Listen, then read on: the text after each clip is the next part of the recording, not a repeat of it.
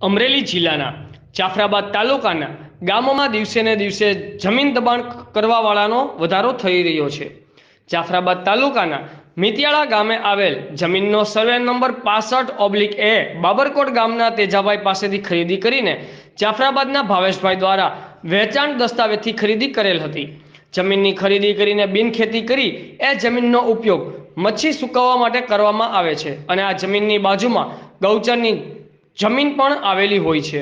આ માલિક ભાવેશભાઈ દ્વારા ગૌચરની જમીનને પણ પોતાની માલિકીની જમીનને અડી આવેલ હોય એટલે ગૌચરની જમીનને પણ પોતાની માલિકીની જમીન હારે જોડી જમીન ફરતે તાર ફેન્સિંગ કરી લીધેલ હોય। આ ગૌચરની જમીન દબાણ બાબતે મિતિયાળા ગામના સરપંચ અને નાગરિકો દ્વારા મામલતદાર સાહેબને લેખિતમાં અરજી આપવામાં આવેલી હતી।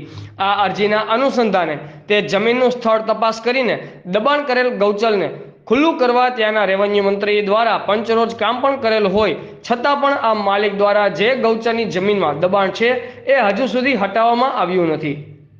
જેથી આઝાદ મીડિયાના જાગૃત પ્રતિનિધિ ભગવાનભાઈ ભરવાડ દ્વારા જાફરાબાદ મામલતદાર સાહેબને વિનંતી કે આ મિતિયાળા ગામના સરપંચ અને નાગરિકોની અરજીને ધ્યાને લઈને યોગ્ય કાર્યવાહી કરવામાં આવે એવી વિનંતી કરવામાં આવે છે। આવા જમીન દબાણ કરતા વ્યક્તિ ઉપર લેન્ડ ગ્રેબિંગ એક્ટ ઉપર ગુનો દાખલ કરવામાં આવે અને ધોરણસરની કાર્યવાહી હાથ ધરવામાં આવે। પ્રતિનિધિ ભગવાનભાઈ ભરવાડ, આઝાદ મીડિયા લાઈવ, જાફરાબાદ।